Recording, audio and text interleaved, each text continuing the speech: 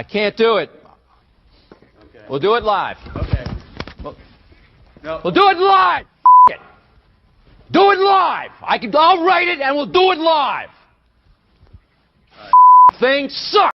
Welcome into today's Daily Puck Drop, your daily sports podcast. And it's a Wednesday. We got a lot to cover here on a Wednesday. Cal does it again. He makes history.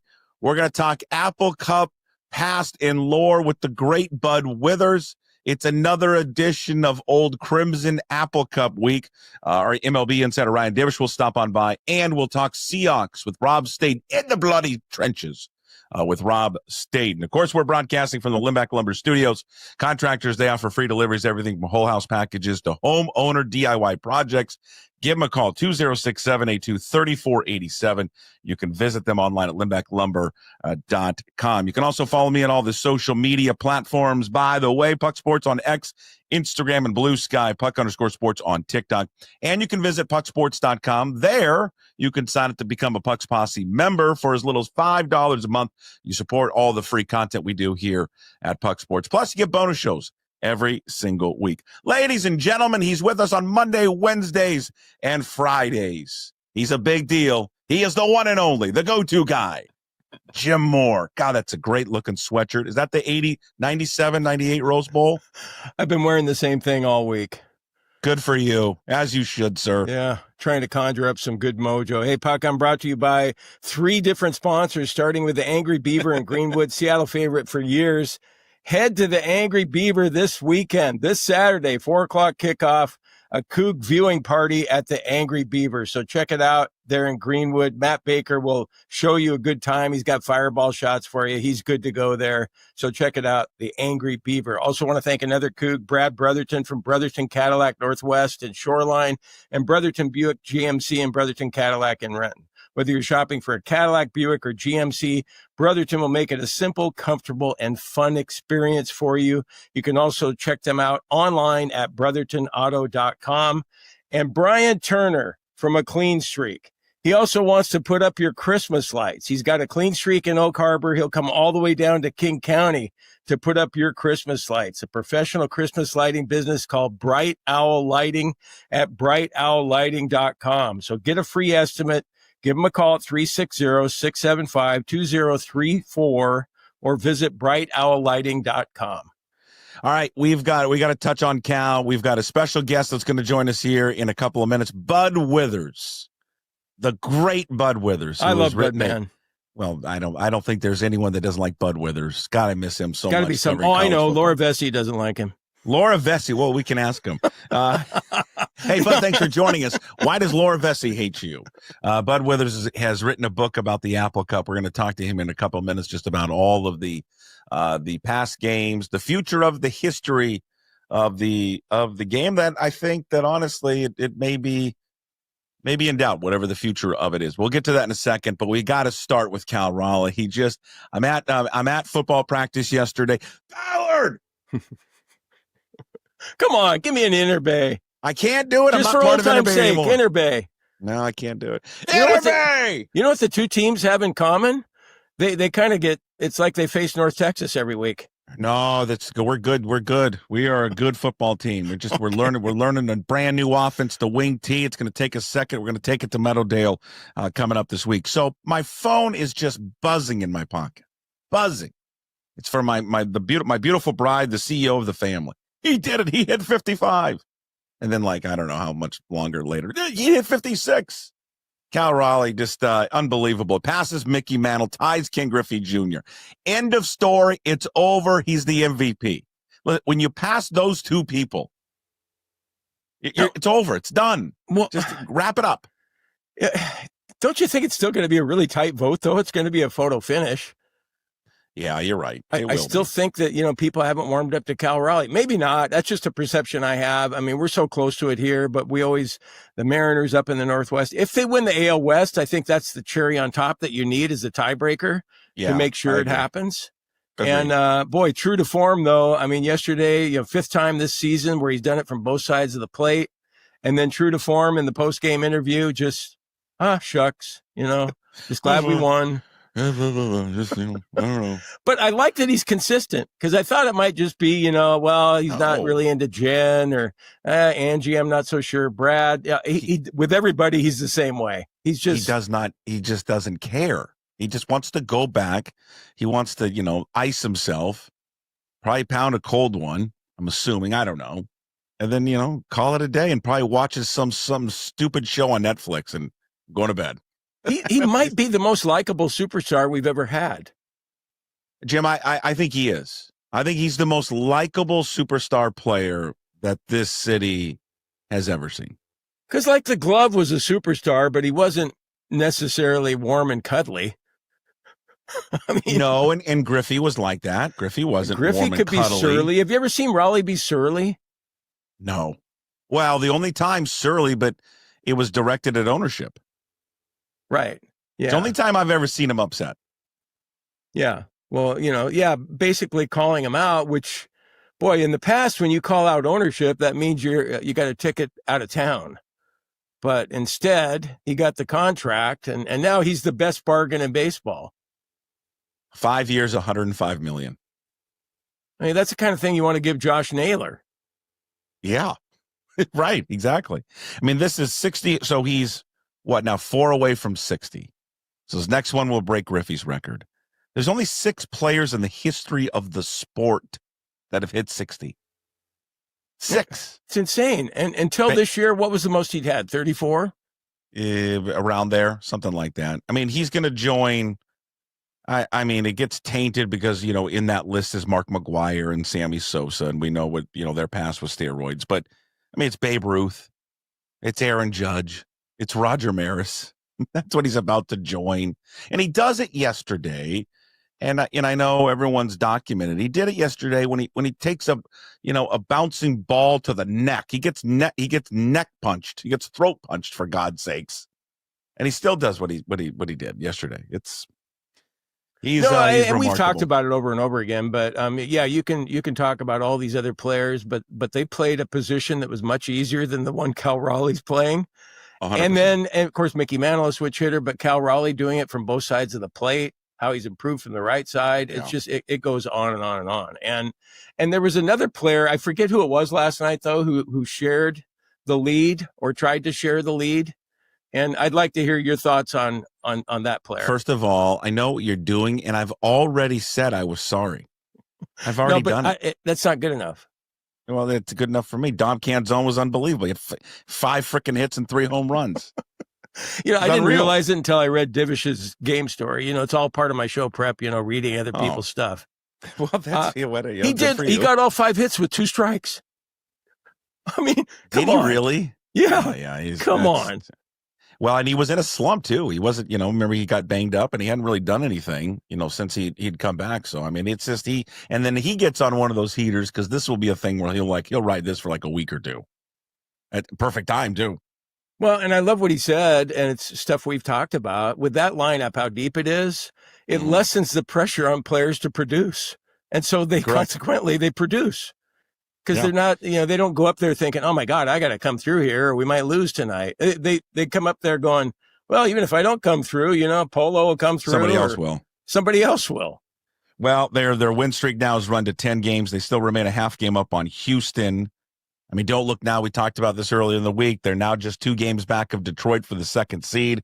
Houston beat Texas yesterday 6-5, but they got terrible news with Yordan Alvarez is out for the rest of the regular season. Tigers were dropped by Cleveland extra inning 7-5. How about, speaking of Apple Cup week, Kyle Manzardo, former Coug, he had 3 hits in the game.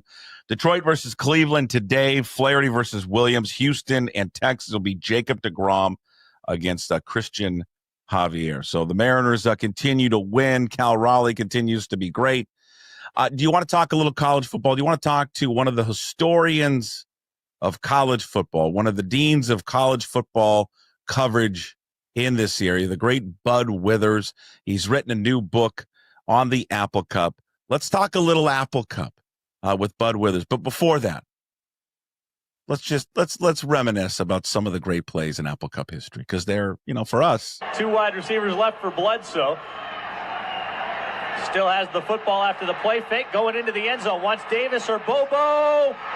Touchdown, Washington State. Philip Bobo with the catch. Play fake, look out. Brink has to unload. He's got a man wide open. Touchdown, Cougars. Best uniforms ever in Apple Cup history, by the way. Best uniforms ever.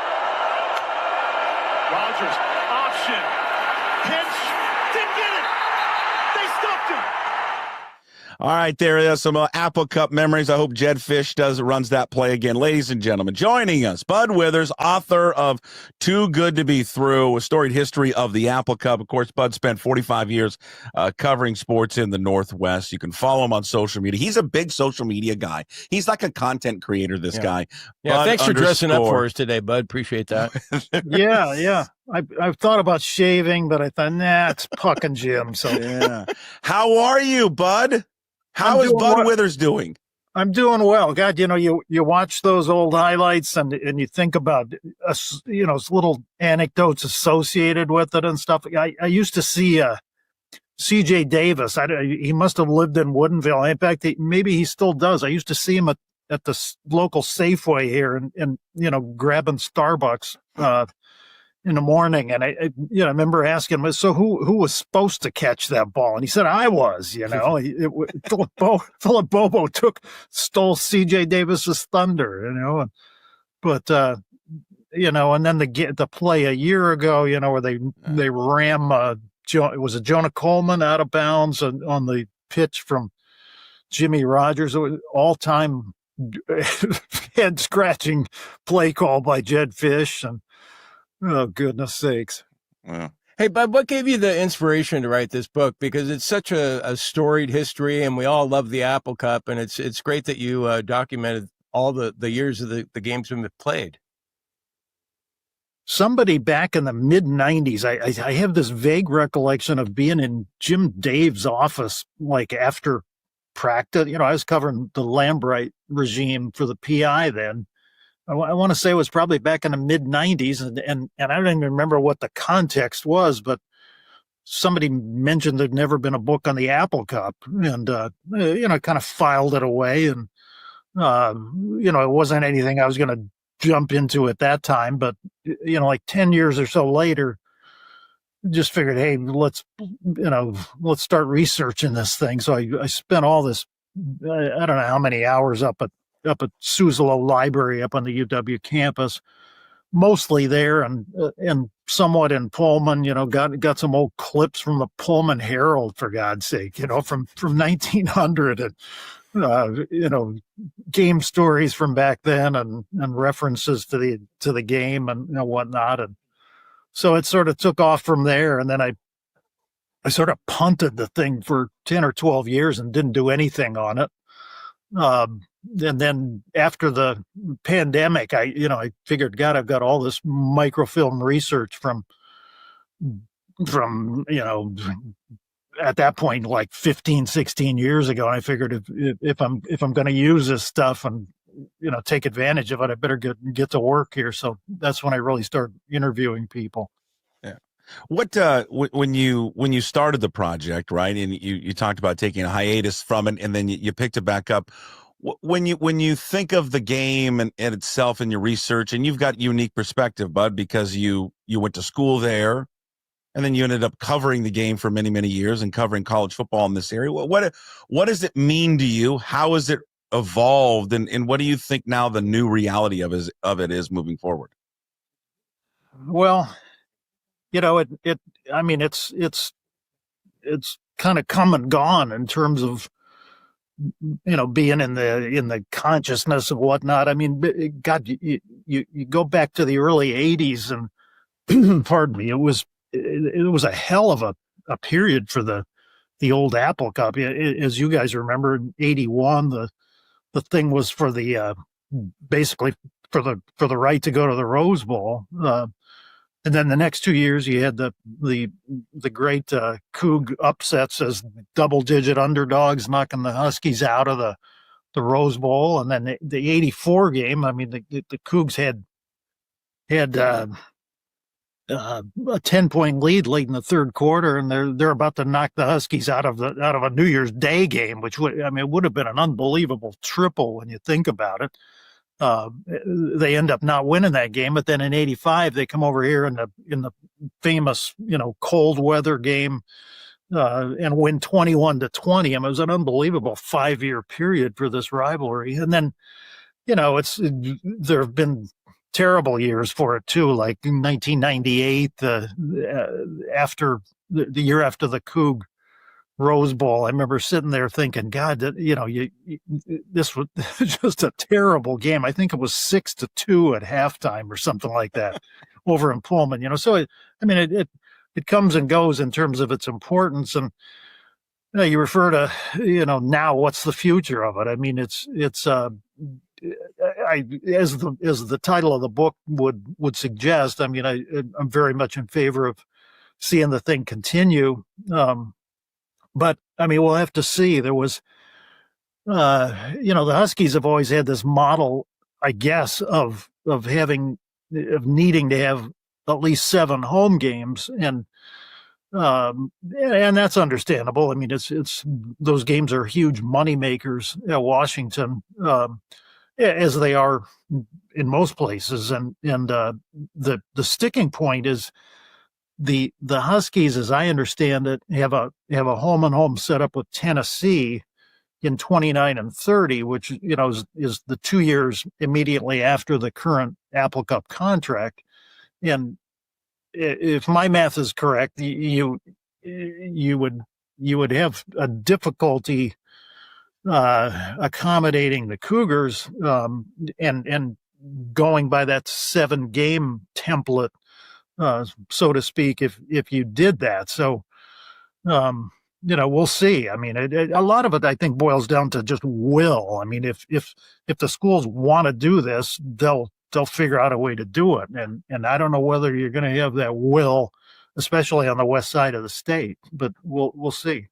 Hey, Bud, I'm just curious. You're a Coug, and I'm a Coug, and there's no way I could have written the book that you wrote, mainly because I don't have the self-discipline, nor do I have the objectivity that it requires to write a book like this. So how did you balance all that out when you were putting it together to be, fair to the Huskies, fair to the Cougs, and right down the middle?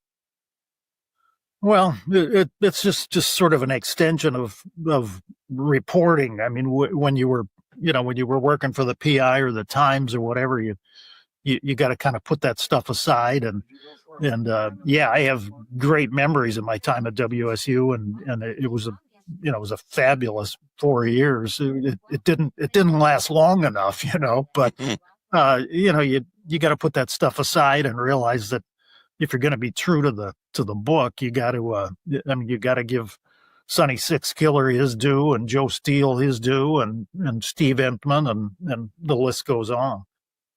But in reading the book, it definitely, and then being around, the Northwest and just seeing how people treat it, it definitely feels to me that, well, it doesn't feel to me, I know it, that it hits differently for both fan bases.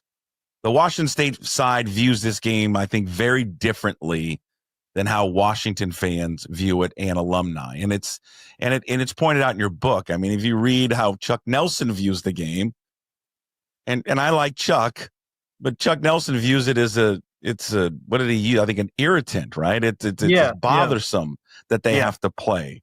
And therein lies, I think, how Washington State fans view Washington fans is that level of arrogance, that it's bothersome to play the game. My favorite quote so far in the book, though, actually is from a Husky player. It's not even from a Cougar player. It's from Joe Steele. And this is what Joe Steele was asked about playing. You would talk to him about playing over there and how much he liked going over there to play in Pullman. And he said, quote, "One thing about the Cougars, you go to Washington State, you're Cougars for life." And I think that, to me, is the biggest difference between the two fans and the rivalry, what makes it special. There is and people are going to get mad when I say this, for Cougar fans, 99% of them went to school there.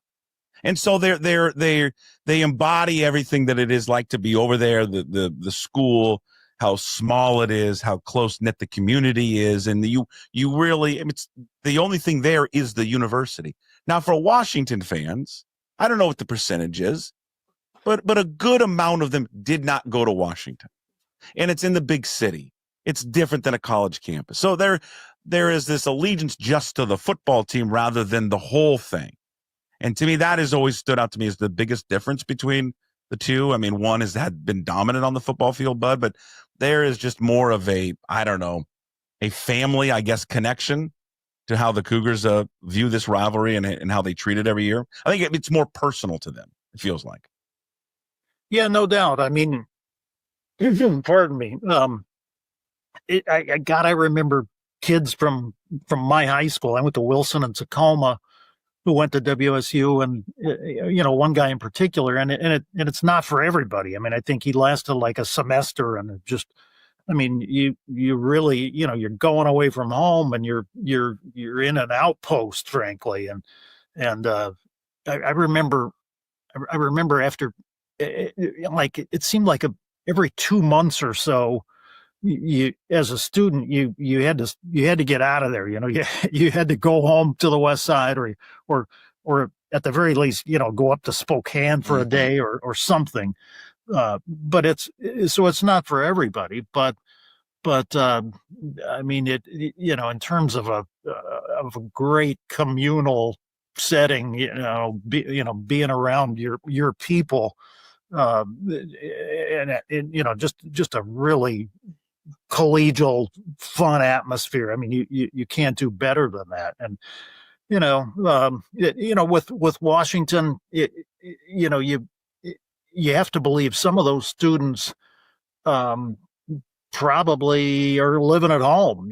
Maybe you're in maybe you live in Issaquah and you want to save some money or whatever, and you go to school and you go home and your bed is at home in Issaquah. So it is different. There's no question about it.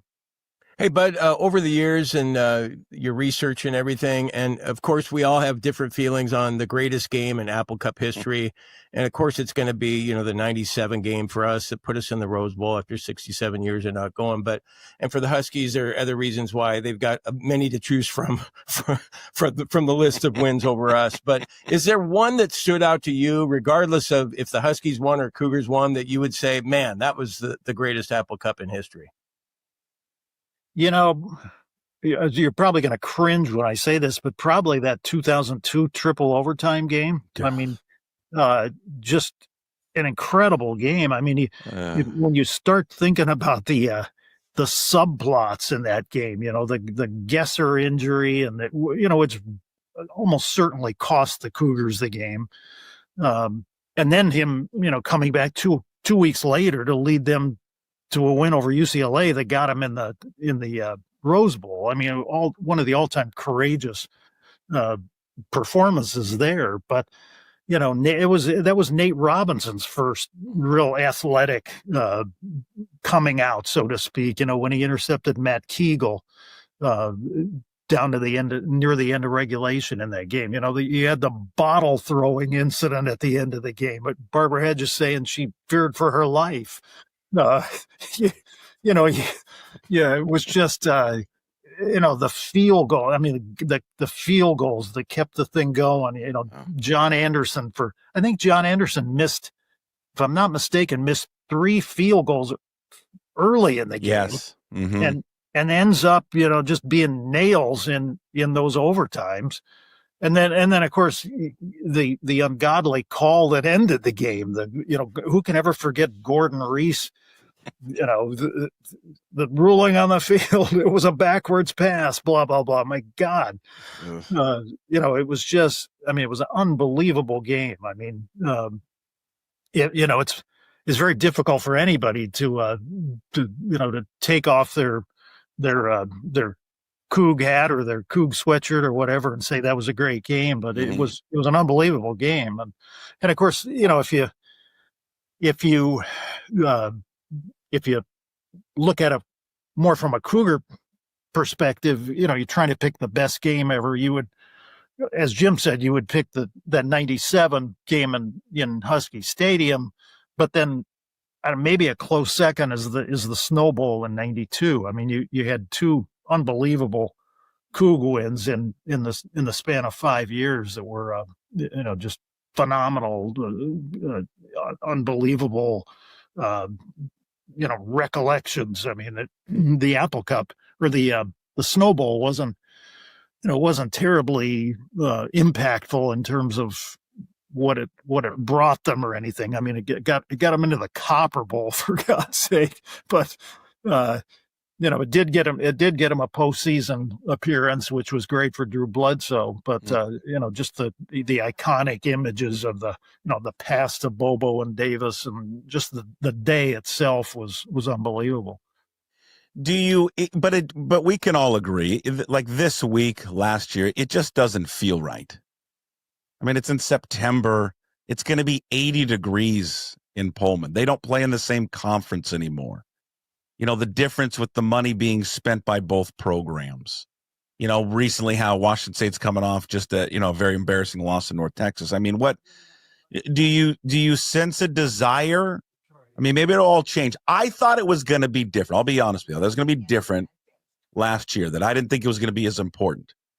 But then I walked into that stadium and I sat next to a 15-year-old, my daughter, who's a crazy lunatic Cougar fan. And I watched her emotion of the game, living and dying on every play, screaming at the top of her lungs. I thought, maybe it's going to be okay. Will it feel back to normal once it's kicked off, or do you get a sense from both sides that it's definitely taken a hit, especially because they're not, Bud, in the same conferences anymore? Now we're playing it in September rather than, the traditional late November after Thanksgiving. Well, it's taken a hit. There's no question. I was there a year ago as well, just sitting by myself way up I guess that's, the east side stands up there and just way up there. And I mean, it was a good game for one thing.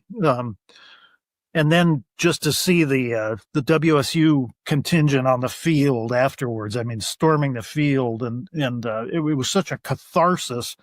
I thought after the Cougs had been through so much. I mean, jilted by Oregon and Washington, and when they left the conference and all the stuff, all the belt tightening that WSU had gone through. I mean, it was really, I thought, a cathartic moment.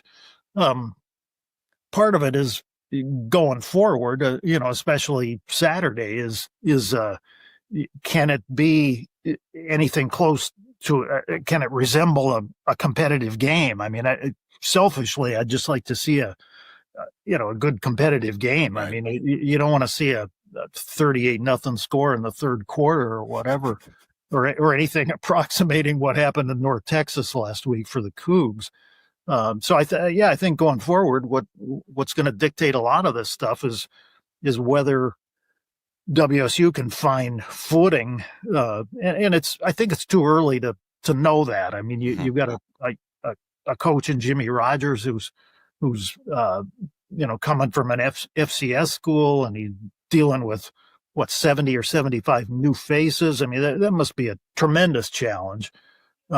So I think to some degree that it's expected that he's going to take a lot of lumps this year, but I think going forward, we still have to find out is, what's the ceiling and the floor for WSU in this new world, and what's the ceiling and the floor for Washington? I mean, are they going to be a perennial contender for the playoff, or are they going to sort of fall back into the middle part of the Big Ten? I mean, which is, it's a pretty fast track being in the Big Ten now for them. Well, let's hope for the latter, Bud. And selfishly speaking, I'm rooting for a competitive game too, because I put $250 on the Cougs of the points. Okay, so that's what I'm hoping for. But one more question I have on just looking back. I think we can debate, which was the best Apple Cup of all time. Clearly we get different sides of that, but I don't think there's any debating about the one single moment that stands out as the best moment in Apple Cup history. And that was when Jaden DeLora took the flag and planted it at Husky Stadium. I don't think there's any debate about that. Do you? Yeah, that was, you wonder if I got to believe even, what was that, 4 years ago, 21, he did that, I think. That clip is probably being shown up in Husky football offices this week. I wonder what sort of motivational stuff they're using up there. Well, they've yeah, got as they walk out the tunnel, they're showing the score of last year's game as they're walking out of the tunnel. But yeah, it's just, here's the thing. I agree with you on Jaden Delore. It's just too bad it was him of all people that planted the flag. It couldn't have been somebody like Yeah, he was fun to watch though, Puck. Or yeah, I know, or Alex Brink, or I don't know. Pick your quarterback. But it had to be him. But too good to be through. Storied history of the Apple Cup. I'm getting through it. I could have read the section on the Pallure family, by the way. That by far so far is my favorite part. It's just you want to talk about a family that has probably the richest tradition and background of that game. I would say probably the Pallure family was great. And you caught up with all of them, and it was just how long it goes back of their connection to both schools is great. Where can people, if people want to get the book, Bud, where can people find it? It's pretty simple, either Amazon or in bookstores. If your friendly local brick and mortar store doesn't have it, you can order it. Let me just say that you referred to the Pallure family. God, they were so great to work with. I mean, just unbelievable. I always liked Scott Pallure, and it was a shame that he passed on so young. I think at 63 or 64. That was just a shock. But they were really, really good to work with. And Jody Harriman, who the grandmother to Peyton and mom of Scott and Steve, just a real sweetheart. I mean, she's in her late 80s, I believe, and was so warm and accepting of my dumb questions and so forth, and they were really a delight to be around. Well, thank you, Bud. I encourage people to go and find the book, Too Good to Be Through, Bud Withers' book on the Apple Cup. Thank you, Bud. Great to catch up with you. Appreciate you joining us. Yeah, it was fun, guys. Keep up the good work. I listen all the time. Thank you. Hey, thanks, Bud. Go Cougs. There he is, right, Bud. man. There he is, Bud Withers, with us to talk Apple Cup lore. And I trust me, like if you are, and you don't have to be a Cougar fan. I mean, because Steve Pallure played for the Huskies. The part on the Pallure family and how deep the history goes with their family and the Apple Cup is tremendous. And he's got the stuff that he's talked. I mean, he's talked to everybody in this book, and he's got a great section in there on Jack Thompson and the recruitment of Jack Thompson to Washington, and how Jim Owens was scheduled to come to his house a couple times and canceled. And then I guess, according to Jack, when they went into Jim Owens' office to meet, and Jim Owens had offered him a scholarship, Jack Thompson, according to Jack, said, no, I'm not going to take it because you stood up my family twice. And I'm not going to go to a place that stands up to my family. That stands my family up. So yeah, it's a great detailed history of the sport from both sides. And, it's a great rivalry. I don't know what the future of it is beyond, 2028 when it ends, but my feelings have changed on it. I hope it continues, but it's, I hope it remains where you play at Husky Stadium, you play at Martin Stadium. I don't want to see this game played at Seahawks Stadium. I don't want to see the future of that, but no, it's going to change because college football's changed. Yeah, just real quick, I had the pleasure of working with Bud at the PI, and then he ended up going to the Times, and I've worked, with many great reporters and writers over the years, but what I found is that there's some people who are really good reporters and okay writers, and there's other people that are really good writers and not that great at reporting. Well, with Bud Withers, you get both. And so that's really, it's uncommon in sports writing world where you get both, but Bud has always had both. And so I just have all kinds of respect for him. And I know that even if you think you know everything about such and such Apple Cup in whatever year, he's going to have some notes in there that you had either forgotten about or never knew about in the first place. So I would encourage everyone to buy that book, because he's a terrific guy on top of everything else. And he downplays his Cougness, but I'm telling you, I know that it's there. I mean, Bud's a Coug through and through, and I love the guy. I do love the guy. As for the future of the Apple Cup, I'm concerned about it too, Puck. You look at it now, this is the first year where there's a huge disparity between the talent level of the two teams. I think we can agree on that. We're kind of at a point where we're trying to figure things out. The Huskies are in the Big Ten, the big money conference and all that stuff. And the gap is going to grow wider and wider as the years go, I think. And so do we want to continue to play the game when we have less and less of a chance to win than we ever had? And we've been underdogs just about every single game in the Apple Cup series. And I know I would, my quick answer would be yes. I think you have to continue to play it. I think do you? I want to continue. I like the huge underdog shot at winning maybe, but it's going to get harder and harder for us to do that. I don't like traditions being broken. I hate it. I hate when people break with tradition on things. And we do it all the time. We do it all with it in all walks of life. We stop doing certain things. We tear down old buildings that mean a lot to people, to put up skyscraper condos, for it. Just, I think the state needs it and can use it. And I think it's I don't know. I think it's important to both sides. And I know there's a group of people on the Washington side that downplay it.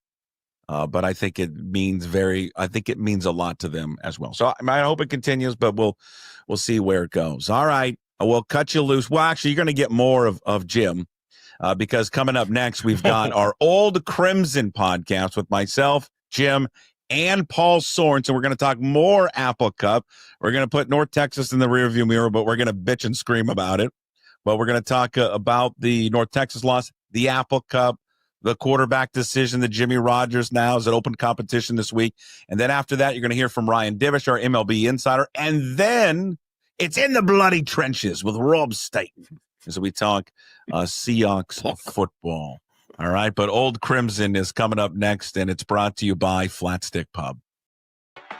If it's fun you desire, it's fun you're going to get at Flat Stick Pub. It doesn't matter what the occasion is, whether it's date night, guys night, ladies night, or large group event, Flat Stick Pub's got you covered. They have 6 great locations across the Pacific Northwest, from Pioneer Square to Kirkland, South Lake Union, Spokane, Bellingham, and Redmond. All locations offer the best pub experience in Washington. 2 rules at Flat Stick Pub: drink local and have fun. Pretty simple. So if you like to have fun, love local beer, and great tasting food, make Flat Stick Pub your next spot. Visit them at flatstickpub.com.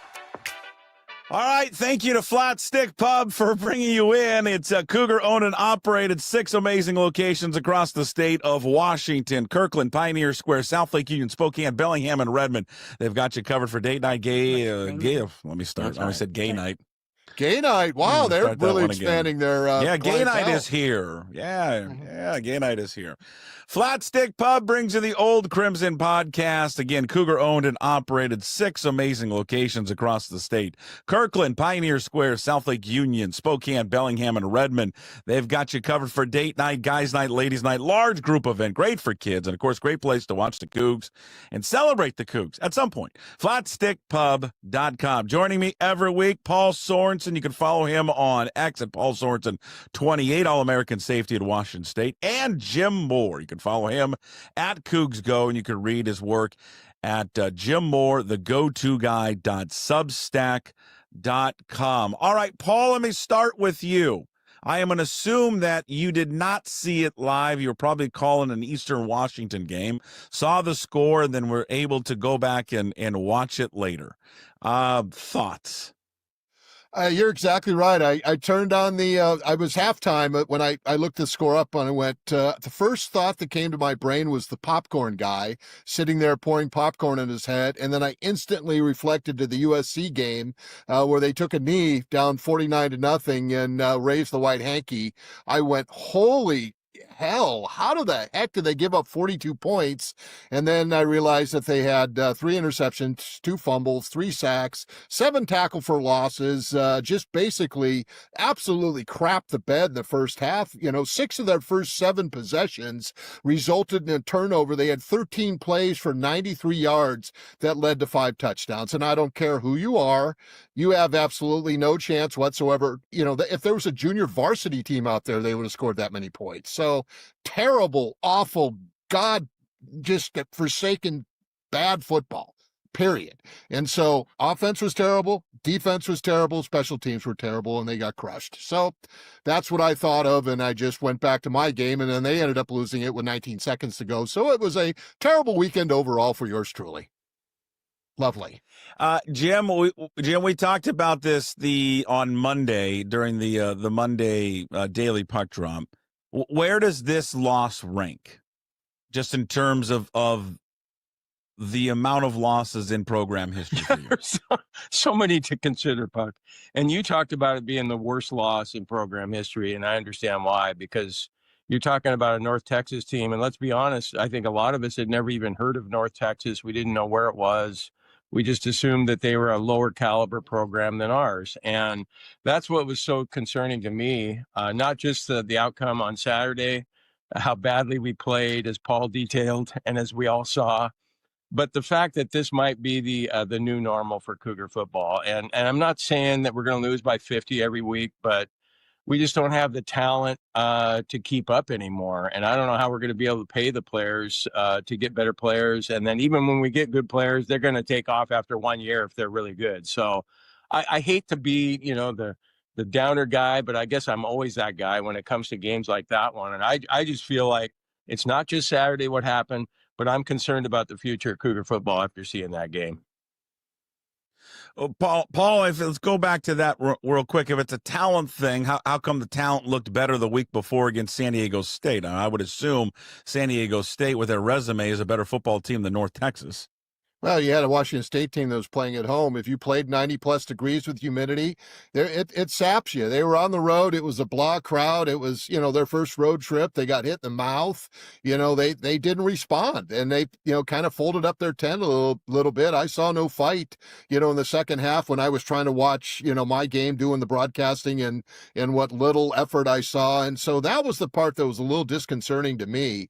I understand getting beat. I've been on teams that have gotten crushed, but you fight to the very end, and so I think there was some lack of fight in there,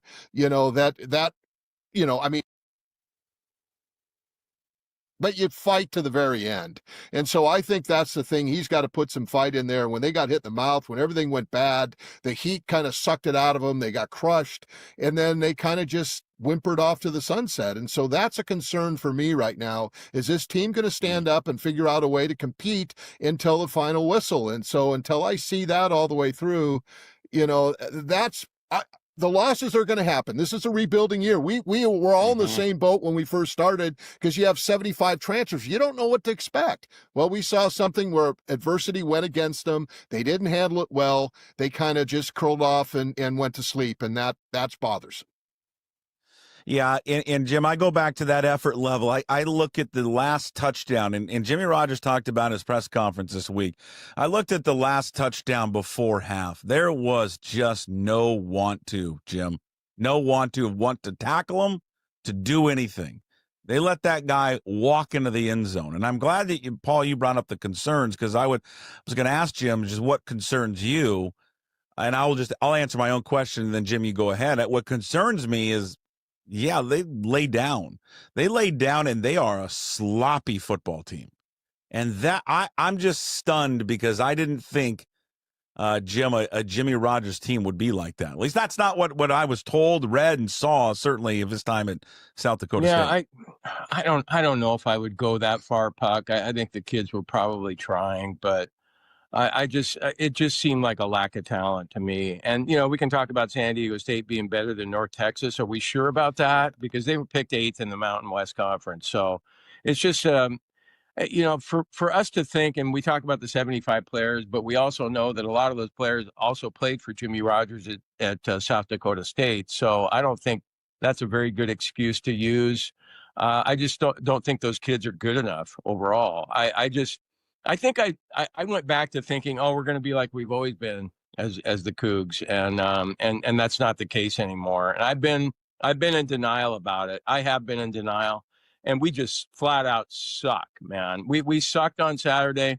I'm still hopeful that we can bounce back, and I'm trying to figure out ways. I know we're going to get into talking about the Apple Cup, and I'm trying to think about ways of how we're going to be able to beat Washington or at least cover the spread. And I'm having a hard time coming up with those, but I've got a couple in my back pocket that I'll pull out later. Paul, I have a hard time thinking that the roster built of Sam Houston transfers is better than that roster. Do you think it's a talent issue? Well, Sam Houston's an FBS program. They were FCS. They transitioned up a couple of years ago. 5 starters on that defense came over.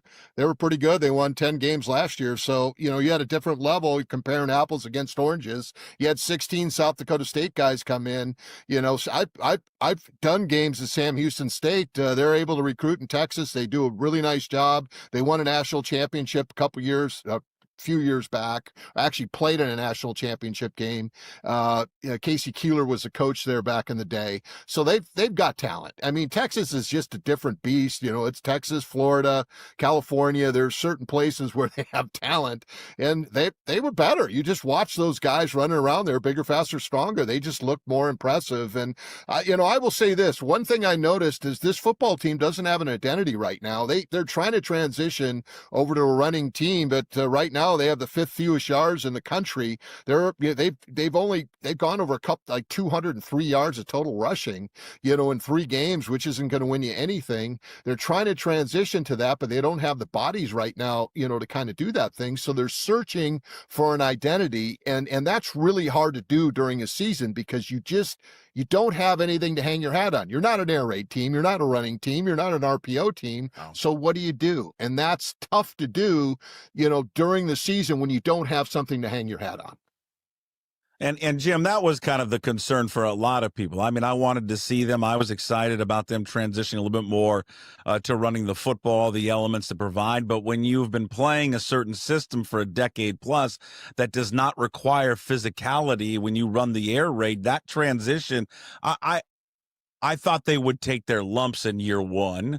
I didn't think it would be this bad, though. No, I assumed we'd be able to. Yeah, I agree, Puck. I mean, I thought we'd have a hard time running against Washington, Ole Miss, Virginia, but I didn't foresee us having a problem against Idaho. And we didn't have a problem against San Diego State, but then again with North Texas. And I don't know what the deal is with Angel Johnson. Maybe he's just not getting room to run, and he'll be fine as the season goes on. But it doesn't help the whole quarterback situation. And the offense is just a mess, and and the defense. We were hopeful. I mean, those kids, flying around the first 2 games, only giving up 13 points to San Diego State. That was encouraging, but boy, everything just changed in one Saturday afternoon there in Denton, Texas. Yeah, they looked, Paul, just unprepared, that they had never seen an air raid offense before. Well, their coverage was a little soft. The middle of the field was wide open, and again, you're missing, you lost Polano. He went out. He was hurt. You had a walk-on in there, and Ellison. That didn't help. You're down to your 3rd-string middle linebacker. You've had some injuries, but they just didn't, the coverage wasn't tight, and they were running mesh routes. They were doing some things. There were some nice picks going on. Had a couple of PIs that, could have been PIs, but, when you go on the road, you're going to get penalties. I mean, it is what it is. That's just part of the game. I want to give you an interesting little thing. I did some reading comparing FBS teams to FCS teams. They've had one upset this year, and that was Tarleton State beat, I think, Army in double overtime by 3. The next closest game has been 17 points. The average margin of wins from an FBS school to an FCS school has been 49 points. People are blowing people out right now. And that just shows you the difference in not only quality, but what's going on with the transfer portal and the money. You're seeing a huge separation. And you're seeing it in less than a year, year or two. Look at the point spread from Oregon State, and Washington State in 1 year. It's huge. So I just think that this thing is going to be very, very top heavy and very, very bottom heavy, and you're seeing separation. And I didn't think I would see it this fast, but we're here. and it's sad. So do you think? I mean, I don't know what else, Paul, he could have done. He needed to bring in some of his own players, but do you think it was a mistake to bring so many South Dakota State kids in? No, I think you got to plug and play, and I think you got to fill. He didn't know what he had. He didn't know, kind of what. I mean, you're trying to plug the holes in the dam right now, and you've got to. I mean, to turn a roster, 3/4 of a roster over in one season is ridiculous. He knew what he had with his guys. He had a bunch of freshmen. They're playing a lot of young guys, and so he's got an idea of where he needs to go, and it's just going to take some time to get there. Remember, we're out in the weeds right now. Pac-12 starts in 2026, so you guys were exactly right on. This is a rebuild year. It's a one-off year. It's a BS year. You just kind of do what you can to try to get yourself ready for 2026. And there's going to be the next month is going to be ugly on the road for pretty much a month. And you're playing some really good teams, and you're going to get your ass kicked if you have a performance like this at, Ole Miss, at Virginia, at James Madison. You're going to be on the road. Colorado State's no pushover. So there's no weak little weenies out there right now. You're going to have to step up, or else you're going to get crushed. Hey, Paul. Hey, Jim. I mean, Jim, I was gonna just jump in here and just say and talk about how this thing could get away and get ugly real quick. I mean, you got Washington coming up this week, who is a 3-touchdown favorite. Then you will head out on the road. Colorado State gave Washington everything they could handle in the first half, and Washington was able to pull away after that. Then you're going to Ole Miss. Then you're coming back, and you're going back there to Virginia. You come home to play Toledo for 1 week, and then you're back on the road, and it's not a long road trip, but it's Oregon State and Corvallis, and they're having their own problems. But Jim Moore, this schedule in the next 4 weeks is brutal. Well, yeah, I mean, looking at it right now, I can't believe that I thought we were going to win 7 games, because we're not going to win 7 games. And Paul, I want to ask you, I mean, a lot of people bringing up Paul Wolf this week, because it reminds us of the teams we had under Paul Wolf. Would this team, the 2025 Cougs, would they be able to beat a Paul Wolf team this year? Or would it be a pick'em, or what would it be? No, they'd be able to, because they have a defense. Are you sure? They didn't play very well. Yeah, they would. I saw that Paul Wolf team the first year. That USC game, Jim, Puck talked about it on his show yesterday. USC could have scored 100. They pulled. I mean, that I look at that loss. They should have scored 100. Jimmy Johnson talked about running up the score, and he says, "Hey, it's not my job to stop my team. If you can't stop me, that's on you." USC Pete Carroll was kind. He could have had 100 points in that game. So they were so bad. That was a junior varsity team. They were terrible. If it's fun you desire, it's fun you're going to get at Flat Stick Pub. It doesn't matter what the occasion is, whether it's date night, guys night, ladies night, or large group event, Flat Stick Pub's got you covered. They have 6 great locations across the Pacific Northwest, from Pioneer Square to Kirkland, South Lake Union, Spokane, Bellingham, and Redmond. All locations offer the best pub experience in Washington. 2 rules at Flat Stick Pub: drink local and have fun. Pretty simple. So if you like to have fun, love local beer, and great tasting food, make Flat Stick Pub your next spot. Visit them at flatstickpub.com. Okay, if you want to watch the full Old Crimson podcast with myself, Paul Sorensen, and Jim Moore, it's available for everyone. You just go to Puck Sports there on YouTube, and it will be there because it goes long, and we need to catch up with Ryan Divish and also Rob Staton coming up in the show. But the full Old Crimson podcast is up on YouTube. You want to watch the rest of it as we get into the Apple Cup and the preview of the game coming up on Saturday. And again, available for everyone just up on our YouTube page at Puck Sports Old Crimson Podcast, which is brought to you by the world-renowned Flat Stick Pub. All right, it is our weekly conversation with our MLB Insider Ryan Divish, and then after that, we're going to talk to Rob Staton from SeahawksDraftBlog.com. As always, we catch up with Divish every morning, and we give you a little bit of the, we like to call it Divish Light. The full Ryan Divish experience is up on pucksports.com. You can join the Pucks Posse, and you can watch and listen to the full show today. But every week, we give you a little snippet, Divish Light, as we talk Cal Raleigh playoff chances, rotation, all of it with your red-hot Seattle Mariners, all brought to you by Chalet Bowl. I don't know what else we can say about the season that Cal Raleigh's put together. It's amazing. Yeah, Dom Canzone had a game that only one other Mariner player had in the history of the franchise. 3 homers, 5 hits, Mickey Brantley. But Cal did something that only 2 players, Ken Griffey Jr. and Mickey Mantle, like Mickey Mantle versus Mickey Brantley, it's absurd. Honestly, I can't, and the single best part is how it happened. He takes the pitch off the throat, the bounce ball off the throat, just pissed off to all end. And I think initially he was mad at Logan, but he was more mad at himself. Like he said afterwards, no, it's my fault. I got to keep my head down. But he had like this huge welt. So it wasn't just like on his throat. It was on his collarbone, like this huge welt with some seams here.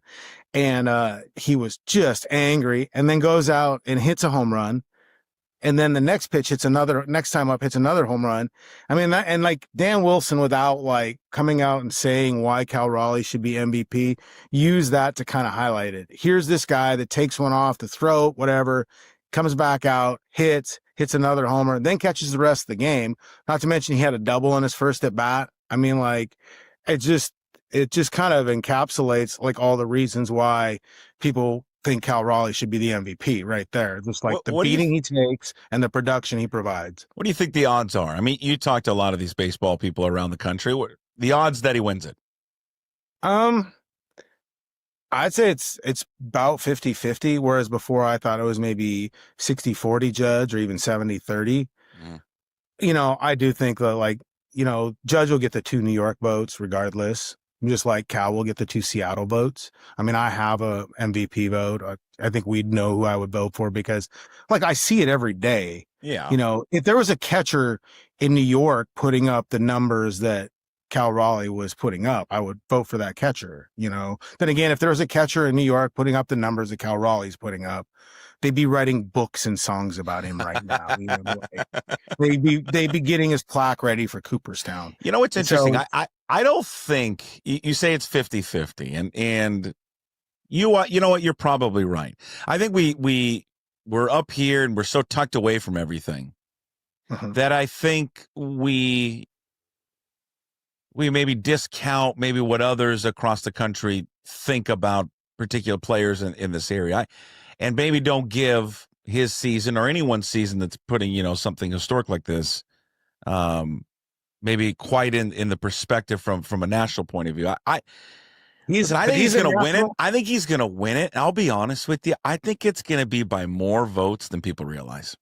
I could see that. I mean, I do think he's become a national story. He was a national story at before the All-Star game, like talking with Alex Mayer, who works for the Mariners. He was kind of like the body man for Cal during all the media crush. He was the biggest story of the All-Star game, and that was leading up to the home run derby. It wasn't even just, and then afterwards you look at all the stuff, it led SportsCenter last night. It was on, he was top section of SportsCenter. I think, and I do think that the writers in Houston, Texas, Anaheim, Oakland, that see him more often, I think have a better gauge for how good he is.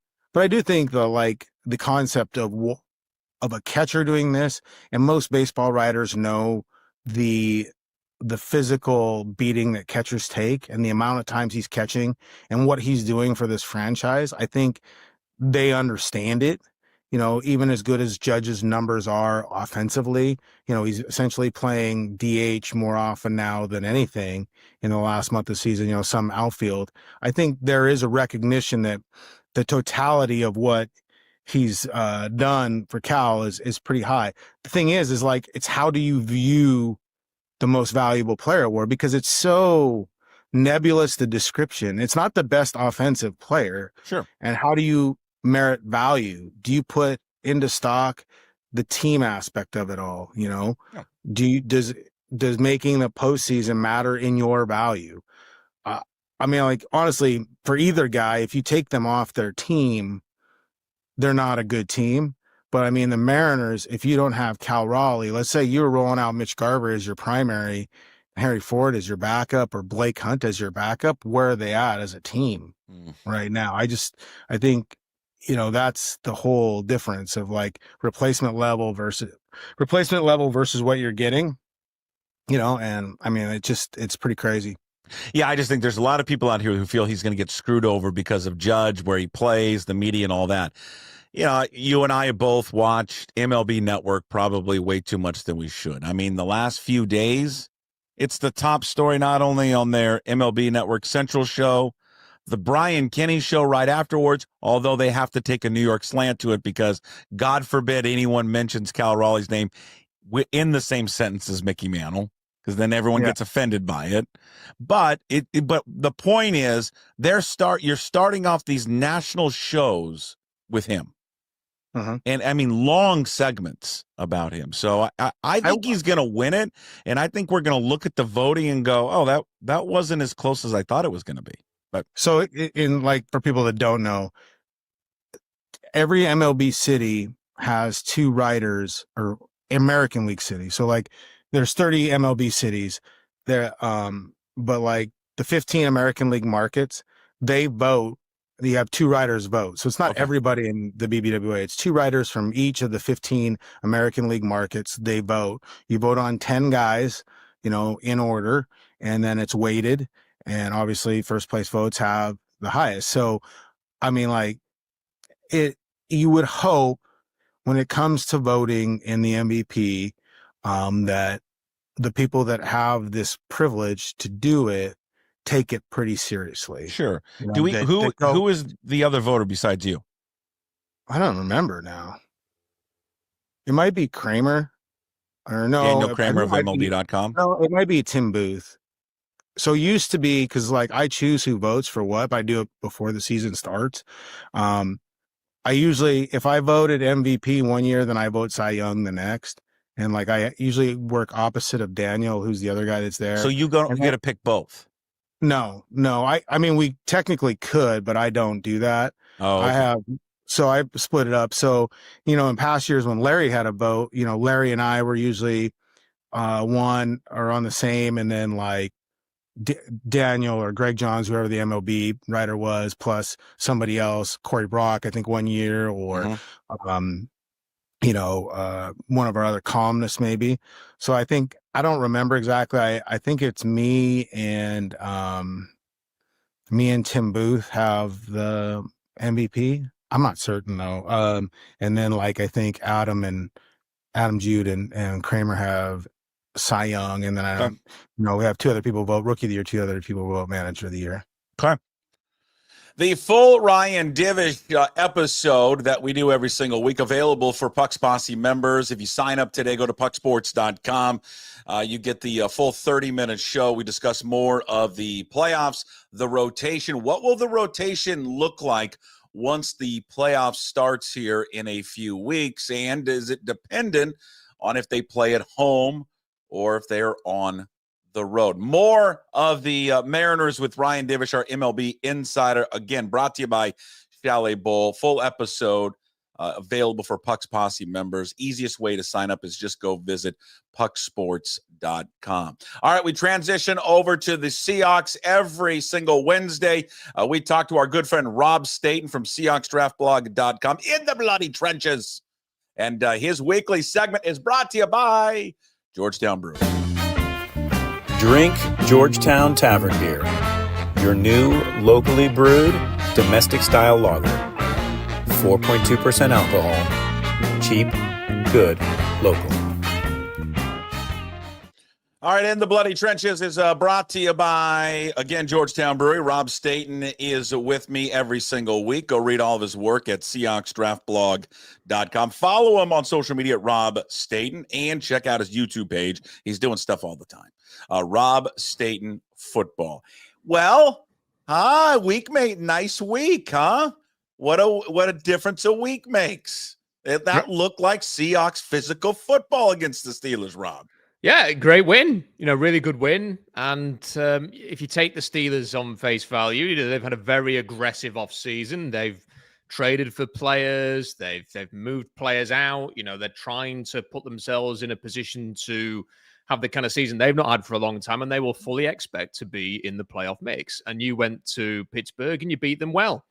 It should have been an easier win, really. The Seahawks outplayed them. They made life difficult for themselves in the first half, but then in the second half, they kind of just got the job done and pushed through.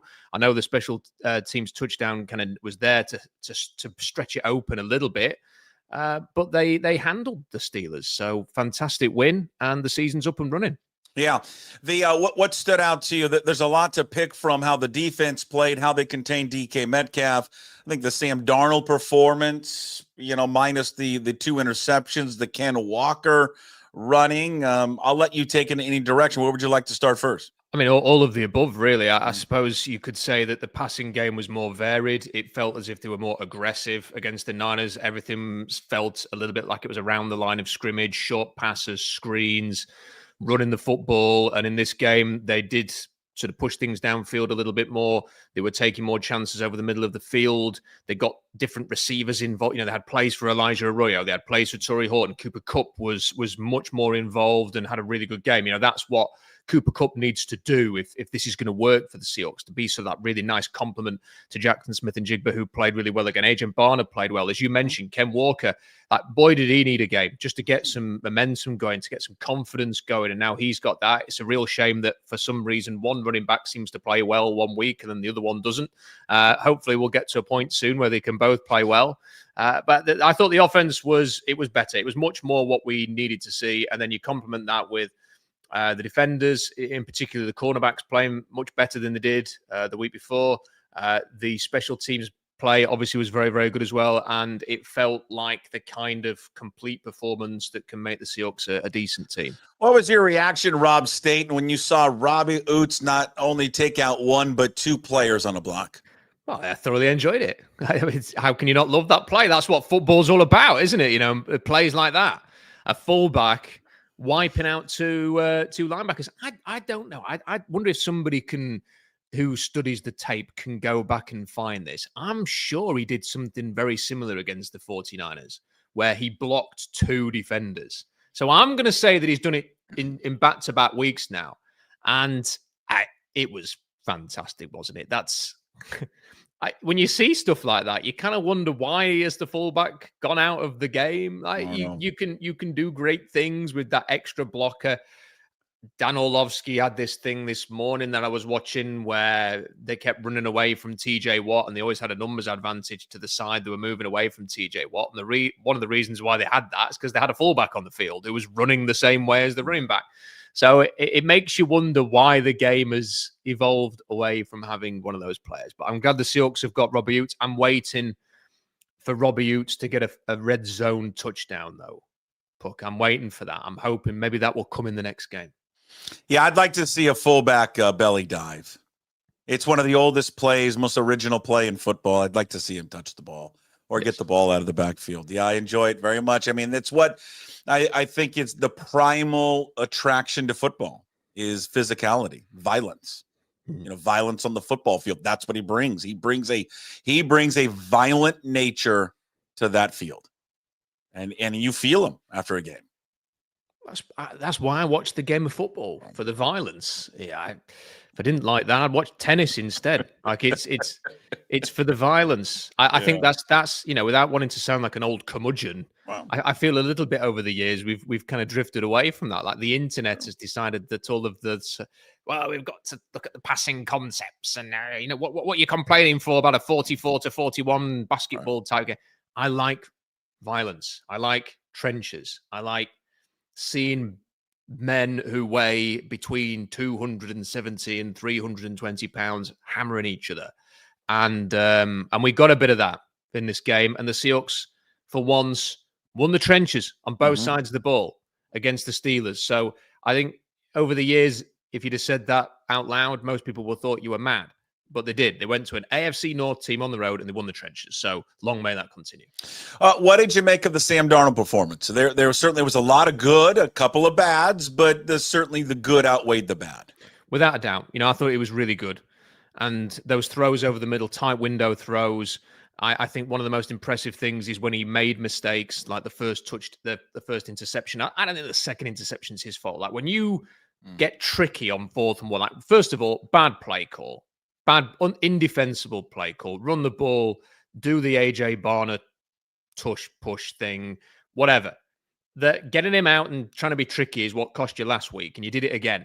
And they didn't buy the play action. They were after Sam Darnold. And when you turn around and you see two defenders breathing down your neck on fourth down, what do? Like, you panic. That's what there's no quarterback in the world short of somebody who's an escape artist, and even Russell Wilson in his prime would have struggled to get out of that situation. So he's thrown it. It's a bad mistake. It's an interception. It's returned. I'm going to let him off for that and blame the play call. The first one was a bad throw, but when he made those mistakes, he would come back, and it was as if he just amnesia. I forgot that. I'm going to get back out there and I make some throws. Yes, I am going to attack downfield to get the game finisher at downfield to Jackson Smith-Njigba. I'm going to fire this touchdown into AJ Barner. I'm going to fire these passes into Cooper Kupp, who's going to make some great catches as well when he could have been hammered in the open field across the middle. I thought that was really encouraging, really good, and it was almost even better when you watch the game on Monday night and see that the man who Sam Darnold has replaced had an absolute stinker. I knew you were going to go there. I knew. Well, yeah, and speaking of Geno, it makes matters worse for him and the pro Geno crowd that is in this town. It is so odd that we have to pick it feels like for a lot of people either a Geno guy or a Sam guy. You can't be somewhere in the middle, but it makes matters worse for the former Seahawks quarterback when he does that interview and it comes out. I mean, I don't understand. I mean, I don't get it. Not sure why he would say the things that he said in that interview. One thing I've always thought about him is that he's a very good quarterback. He spends way too much time concerning himself what other people think of him. And that's, to me, his greatest fault. 100%. You've absolutely nailed that. And it was a preposterous interview. I mean, it was a victory lap of an interview. It was the kind of interview you might give once you've led the Raiders on a great playoff run against the odds, and someone says, "Would you like to speak about it?"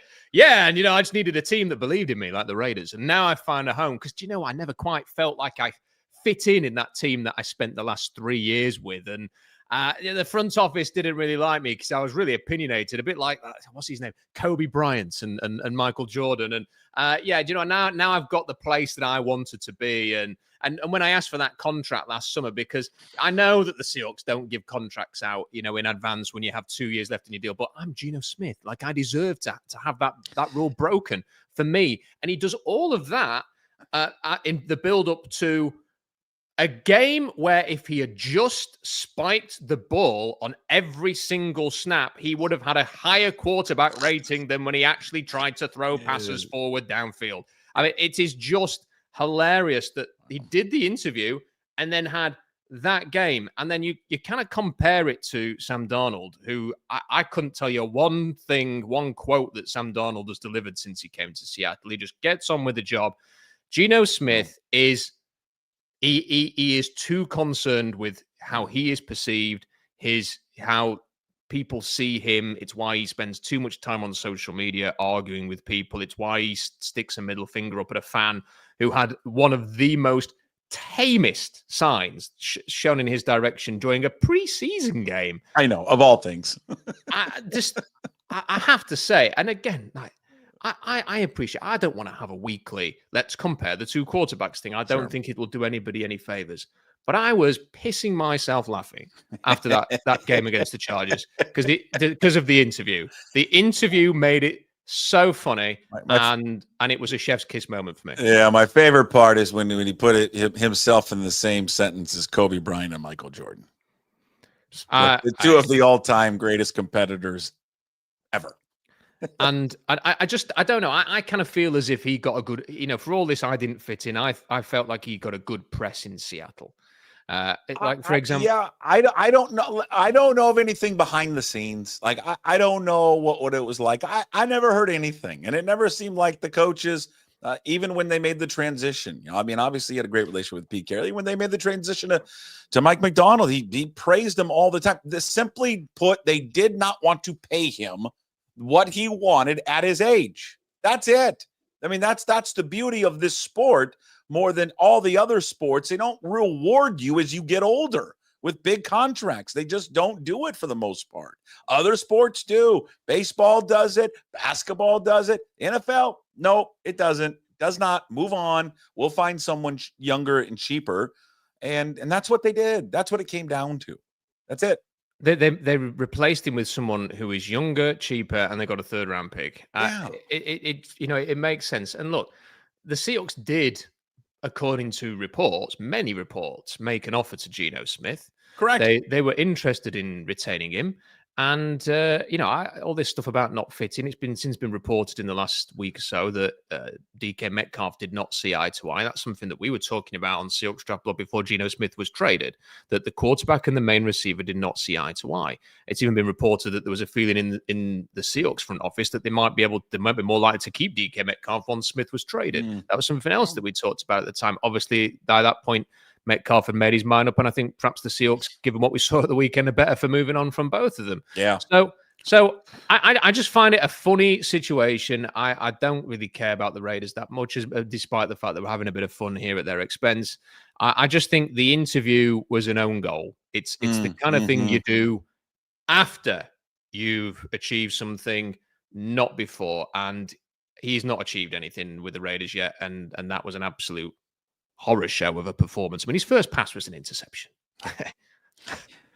It just was an all-time, just horrific performance by him. Ken Walker, that's the game he needed, wasn't it? It's the game he needed, and just you see his playmaking ability, the difference. I mean, Charbonnet's a very good running back, but there is a difference when Ken Walker touches the ball, and just the speed, the athleticism, the power, all of it, the complete back that he is.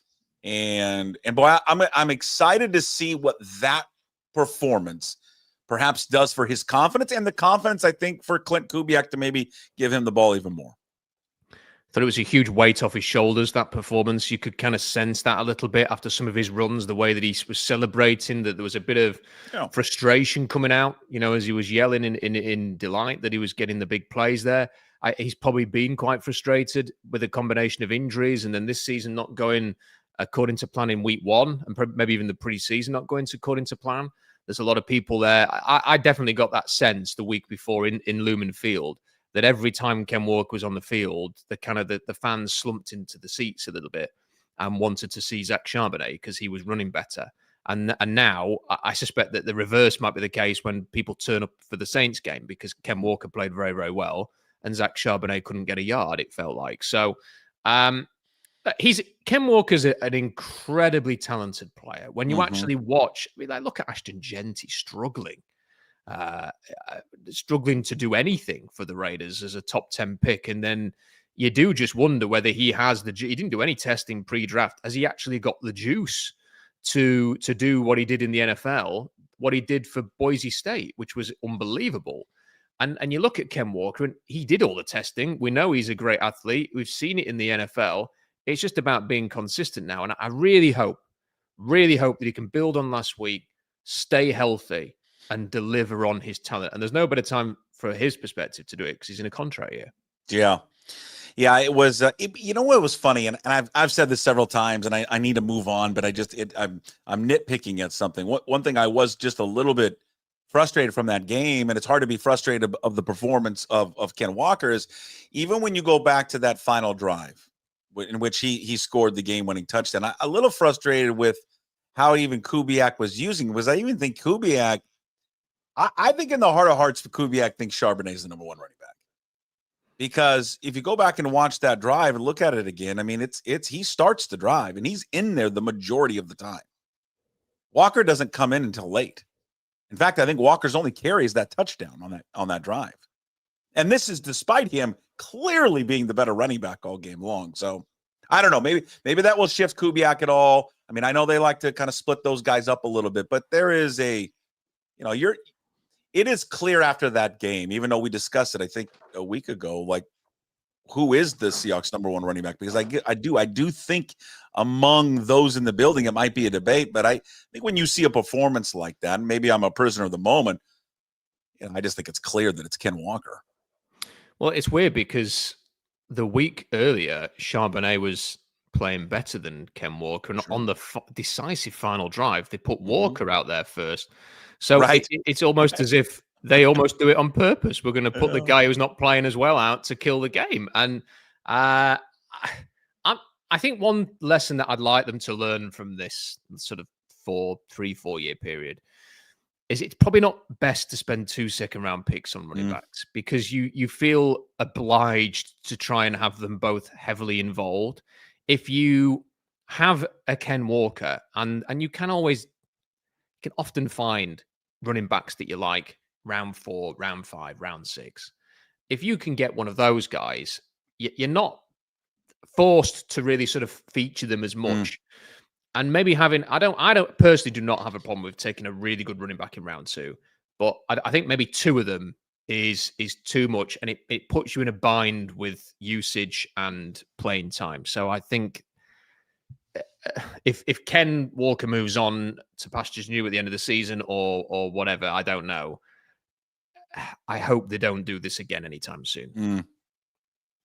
We'll see. And we're going to see how the rest of the season goes for him. I mean, you mentioned it earlier. When you have that carrot dangling over your head, it can inspire anyone, and we'll see what type of play he has the rest of the year. All right, they won on the road. That's common for them. Now they return home.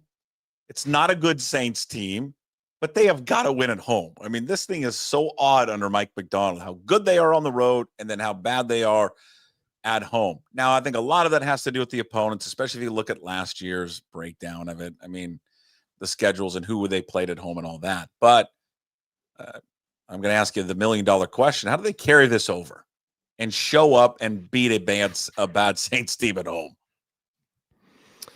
I wish I had the answer. If I had the answer, the Seahawks might be saying, come back to Seattle and tell us. But be on the staff. Well, yeah, there's a thought. That'd be worrying for everybody. I think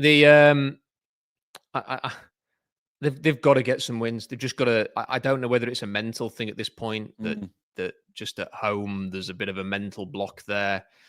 I think the Niners are probably better than I thought coming into the season. So maybe you just chalk that down to a game that could have gone either way in the end, and it went the way of the opponents. If you get a handsome win against the Saints, then you maybe are not worrying about that as much, and you feel like you can get some momentum into your home season. But it's absolutely critical, Puck. I mean, it should be an absolute benefit. Forget whether you've got X number of road fans in the stadium. Forget whether it's this loud now and it used to be this loud in 2005. It should be a pain in the backside to travel to Seattle when you are based in Louisiana or Florida or wherever on the east side or the south. It should be difficult to travel because it's so far away. And the Seahawks have got to try and find a way that teams come to the stadium and don't fancy it anymore. And you only do that by hitting people in the face and beating them up and winning the game. So they've got to do that. And that's what I want to see this weekend. The Saints have got some decent players. They are not going to be a team that are going to be challenging the playoffs. I think that people can look at the close games they've had so far and go, well, they're better than we thought. But I always think this is the NFL. Like, not everyone's like the Dolphins, just get blown out in week 1. What tends to happen with bad teams is they keep things close for a couple of weeks. The Patriots last year are a good example of this. They beat the Bengals in Cincinnati and then nearly beat the Seahawks in week 2. And then we're awful for the rest of the season. Like, so teams tend to just keep it tight and then they collapse. You've got to be the team that creates the New Orleans collapse now. Rob, I don't know, nor do I look at PFF, and that's not a comment on PFF or any of that. It's just not. I just don't. I just don't pay for the subscription, so I don't look at the numbers. I'm sure there's somebody out there that would tell me, "Oh my God, here are his grades, here are his numbers, and all that." Fine, and it may cement this point home. All I do know is just watching the game, I haven't heard Gray Zabel's name been called for something bad. And every time I watch him, I feel like a lot of the great runs go over his side. There's just been a lot of good with this guy. There was a lot of certainly a lot of praise and hype coming into the season about Gray Zabel. I also think there was probably some that felt, how is he going to adapt to the NFL? I mean, he played at an FCS level. Yes, they've produced players at that level, but it's a big jump from college to the pros, and probably even a bigger jump from that level of football to the pros. But I don't know, 2 games in, man, he seems like the real deal. Yes. So I, for my sins, do have a PFF account. Perfect. So you can tell us. I have been. It is the thing about PFF is it's quite useful for sort of pressures data and sort of that stuff. So it is quite good for the draft in that regard. But the grading is it's an absolute abomination. And Gray Zabel has. Just look at Leonard Williams. I thought Leonard Williams was like, wow, this is an amazing performance of the week. And they gave him like a 70 grade. Like, he was great last week. That's like, yeah, it was okay. Like, that's the grade. And you're thinking, what am I watching here? Like, Josh Jobe got a bad grade. I'm thinking, well, he did everything right. Maybe I don't know what I'm talking about. But the Zabel has a 53.4 grade, which is pretty bad. He is their 48th ranked guard. Anthony Bradford, incidentally, is the 16th highest guard, so he's much higher grade so far. But Gray Zabel 48th. That is, I'm now actually looking. They're saying that his run blocking is not particularly good. They're saying he got a 57 and a 54 for his run blocking. Against Pittsburgh, he gave up, according to this, 3 quarterback hits, 4 pressures, and 1 hurry, and he got a terrible grade of 30.3. I didn't notice any of that. I did not see 4 pressures. I've not studied the all 22 or anything like maybe these people have. But what I did see was him 25 yards downfield on that final touchdown, knocking people out of the way like a bulldozer. So I'm more than comfortable with how this offensive line is playing. And people have said, oh, yeah, Abe Lucas giving up a couple of plays. Yeah, look who he's playing against. The one play in the first game, I mean, you're talking about one of the most premier defensive players in the game. I mean, Nick Bosa made a play. Nick Bosa made a play. Like, it happens. He hadn't heard it. You hadn't heard his name all game long, except again for that moment. But I mean, it's football. I mean, like it'd be like this may sound like a fish out of water because I don't know much about baseball, but I think of like a premier pitcher in baseball, and then Cal Riley gets one and gets a hit on him, and you're going, oh, well, he didn't have a perfect game. Yeah, right. It's good. It doesn't matter. Like, it's one play. It was a big play. If Sam Darnold checks it down to Cooper Kupp, it doesn't matter. Like, it wouldn't have happened. So, I think the line's playing well. I think they're on an upward trajectory. All right, what do we got up at SeahawksDraftBlog.com for us to read? And then what do we got coming down the pipeline on YouTube at Rob Staton Football? Well, I have been spending the afternoon writing an article about how the 2026 draft class is seriously underwhelming. I've done some all of the big names, almost to a man, are playing badly. There is good luck to anybody who is doing one of these ridiculous mock drafts at this point, because I genuinely am struggling to find someone who warrants a first round place in. Correct. Maybe the defensive lineman at Penn State, the safety at Ohio State. Apart from that, some of the bigger names are just playing very badly. So I've been doing a bit on that, been doing a bit on the quarterbacks, I like to study the quarterbacks. So that should be up tomorrow. I will finish writing it tonight. And then just look after the game this weekend, head on over. As soon as it's finished, we'll give our live reaction to what is hopefully a 2-1 record for the Seahawks. Perfect. Go check it up at all of Rob's work, SeahawksDraftBlog.com. Check out his YouTube page there as well, Rob Staton Football.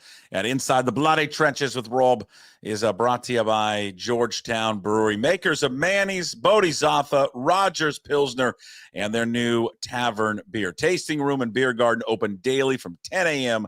to 8 p.m. Visit them at georgetownbeer.com. Until next week, my friend, thank you. See you next week. Again, Rob Staton, in case you missed it, the full Rob Staton podcast up on YouTube and all podcast platforms once the show concludes, which it's going to conclude right now with Hey, What the Puck, brought to you by Restoration One of North Seattle, your restoration company that lets you avoid the stress of water, fire, mold damage with their property restoration services. Locally owned and operated. Make them your first call when damages affect your residential or commercial property. 206-817-8917. Visit them at restoration1.com, the North Seattle franchise. The Apple Cup rivalry, which will get underway again this Saturday, the 117th meeting It's different. It's not the same. It's not in November. They're not in the same conference. The financial disparity between the two is going to be greater and greater as it continues to move on in this new college football. But one thing I believe remains true is there's passion, equal passion at times on both sides. Right now that has been taking place as during the live show, we have a YouTube chat that's open. And there are people yelling and screaming back and forth in that chat room about the Apple Cup on both sides, from Cougar fans and then from Husky fans who always say that they don't care about it. If you don't care about it, then why are you engaged so much?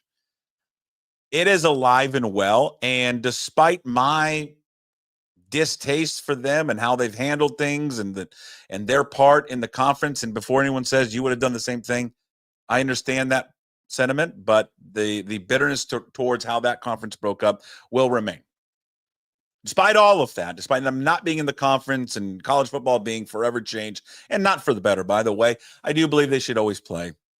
There will be a 118th meeting. There'll be a 119th meeting. And there'll be a 120th meeting, right? Because it's going through 2028. Beyond that, it's in doubt, but I think it should continue. It should continue because it's been going on for a long, long time. And it means a lot to people. It means a lot to people in the state. And I do believe it means a lot for people associated with both universities. I think it's healthy. It's a healthy rivalry, and I think it should continue despite what people say to the contrary. I think it's important for this state. I think it's important in sports and in life to maintain tradition. So I hope it continues. That's Hey What the Puck, brought to you by Restoration One of North Seattle, your restoration company that's going to let you avoid the stress of fire, water, and mold damage with their property restoration services. Give them a call, 206-817-8917, or visit them at restoration1.com. Thank you for everyone watching and listening today. Thank you to all the sponsors, Limback Lumber, Jim Moore's sponsors, Clean Streak, Brotherton Cadillac, also Angry Beaver, Chalet Bowl, which brings you Ryan Divish, Georgetown Brewery, who provides all of our NFL coverage, and Rob Staton. Check out their new Tavern Beer and Restoration One. Today's Daily Puck Drop, find it up on YouTube. And also, please subscribe to the channel, like the channel. Also, find the Daily Puck Drop on your favorite podcast platforms and at pucksports.com. When you're there, sign up to become a member of the Pucks Posse, please. $5 a month. You support all the free content we do. In addition, we give you bonus shows like our baseball coverage with Ryan Divish, KJ Arntz with Mitch Levy coming out tomorrow, our monthly visit with Steve Sandmeyer, Matt Stretch Johnson, the Sports Pit. And now we produce the Graz with Gas Take 5 podcast, which you can find on YouTube and all podcast platforms and up at pucksports.com. All right, we will see you on a Thursday. Enjoy the rest of your Wednesday. Thursday's edition of the Daily Puck Drop will include a visit with Mike Garofolo. We'll talk to Brad Adam of Root Sports, more baseball as they will be close to wrapping up their series there with Kansas City. And we mentioned KJ Arntz with Mitch, Mike Garofolo, Brad Adam. Am I missing anything? No. That's Thursday's Daily Puck Drop. Until then, as always, we promise to be better. No shoes, no dice. Would anybody like to smoke some pot? Yeah. I was born to love you. I was born to lick your face. I was born to rub you. But you were born to rub me first. What do you need my address for? We'd like to send out a mailer. Mother of mercy, I don't speak Japanese!